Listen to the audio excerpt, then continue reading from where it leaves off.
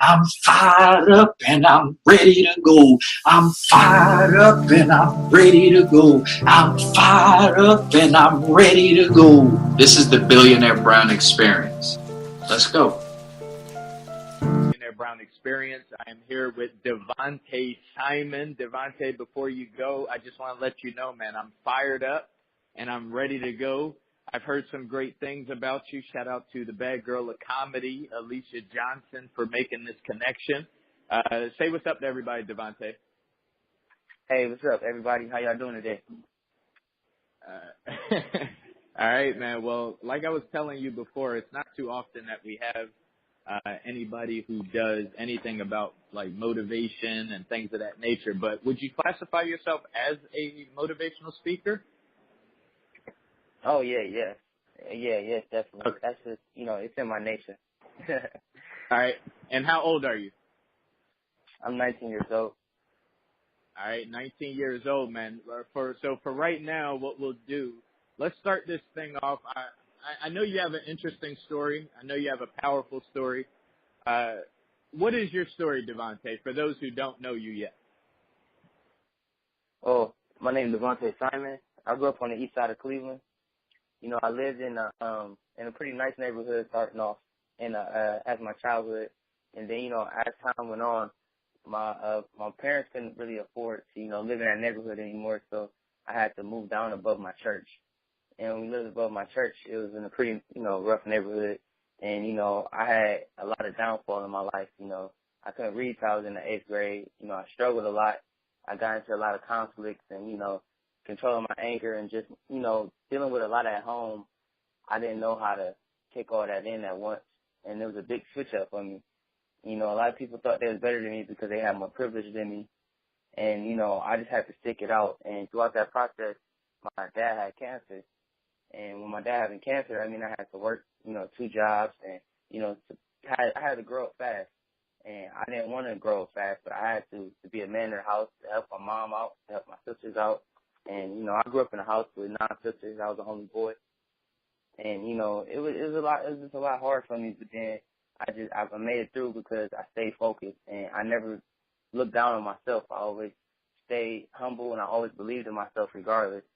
And, I played football in high school and, I worked hard in football I wanted to get a scholarship to get into college because I knew that, I wasn't always there academically, but I always, put my effort in. So that always gave me the opportunity that a lot of people don't have because my effort got me over the hump that I needed to get over. I played football basically my whole entire life. And, I'm 5'6", and, I'm not really that big, but my effort and, I carried that over to football. The same way I carried it into the classroom.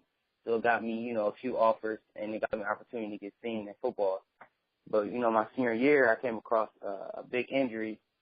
I broke my foot in one of the, a big game throughout the season. And, I wasn't able to produce the film that I needed to keep my scholarship offers to be able to get a full ride somewhere. So, it had to humble me. And, I had a lot of doubt at that time, but I stayed focused and I prayed to God and I just waited on my opportunity. And throughout that time, with me not knowing that I could play football again or, struggling at home, and it was, I just had to really find out what was my best thing and what was God's plan for me. And, it came out and it was, motivational stuff because that's something that I've always been doing because living in a household with so much struggle and so much doubt and so much pain in one household, I was the one bringing everybody up all the time. I was always the one encouraging my family.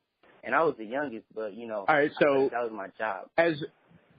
Okay, now, could you share, like, when you say there was a lot of the struggle that you came up with, like, is there any, like, was there one situation that was worse than all of them that you've experienced in your lifetime thus far? The reason why I'm asking, because you're only 19 years old, and it sounds like you did have you inherited a lot of responsibility at a very young age. But just to put things in perspective, maybe you can connect with someone who may be experiencing the same thing. Can you share a moment, a struggled moment where that stood out a little bit more than all the other struggles you experienced in your childhood? Oh yeah, definitely. So living above my church, when we first moved there, it was really in living conditions. And, with it being, when I mean barely in living conditions, I mean, it wasn't up beds, it wasn't couches, it was just floors.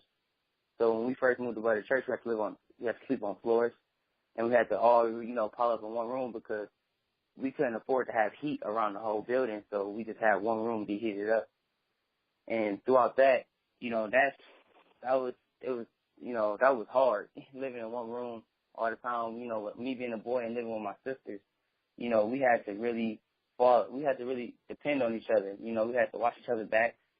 A lot of times we just couldn't afford to have the water on also. So how many of you was it? How many of you was it in the house? In the household, 11. 11? Yes. 11 people in the house? You got a big house? Yeah, when I lived in a nice neighborhood and not when I lived above the church.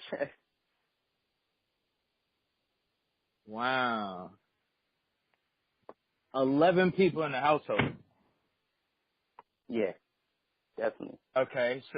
So that living situation was the worst that you've been in? The living situation, yes, because, it feels like me living in Cleveland. You got to give us some detail here, Devonte, because I want you to, because if you have a story, we really want to hear your story so it can separate from all the other sad, like the other stories that's out there. Because some people are going through something that's not even twice as much as what you're going through. And they're saying that this is a struggle. They're identifying that and labeling their little mess as a struggle. So if you're going to share your struggle, if you're going to say you have a struggle, I want you to be as detailed as you could possibly be so you can stand out and others can be inspired by just telling your truth. Yes. Hello? I'm here. Hello? Yes, go ahead. Oh, okay. Oh, yeah, so definitely. So, growing up, so I can start you with this.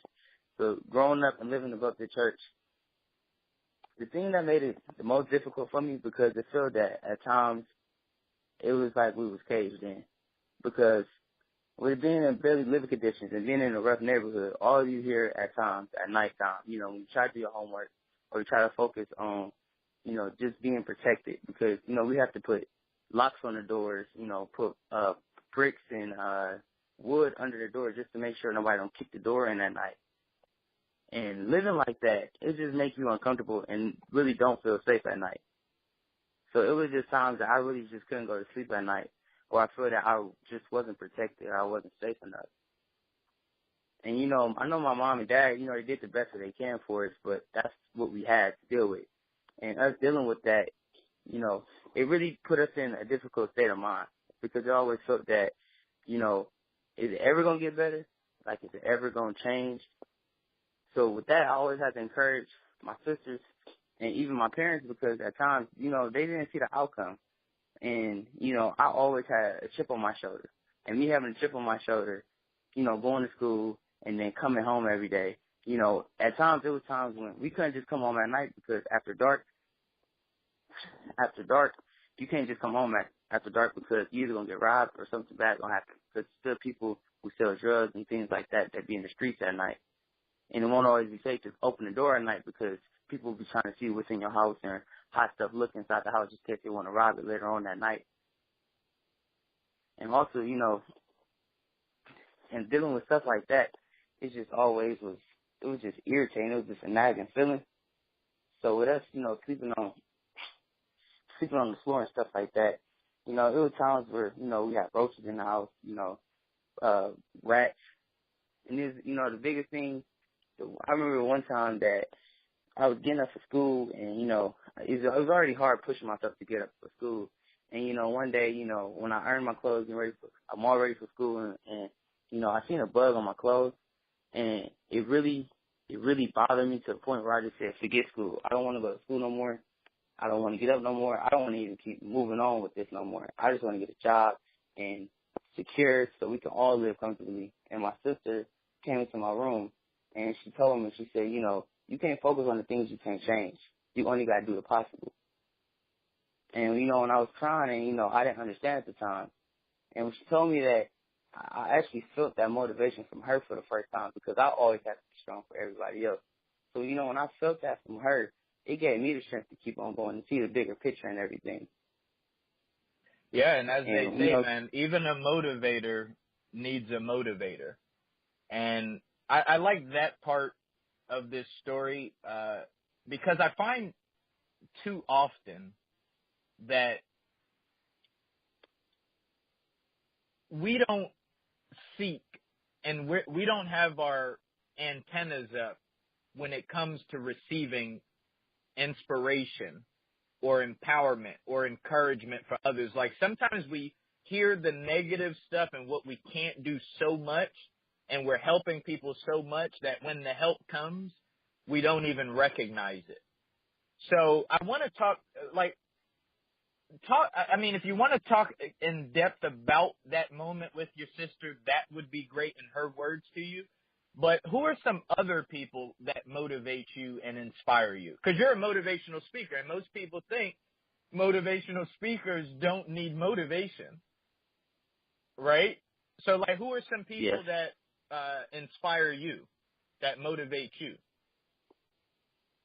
Definitely my coaches. You know, I had one in particular. I had one coach. It was my basketball coach. You know, I was a football player, but when I did play basketball, he was always, you know, the number one person who was in my corner, the number one person giving me advice because, you know, you live in a household with so much stuff going on. It's hard trying to find that motivation in your home.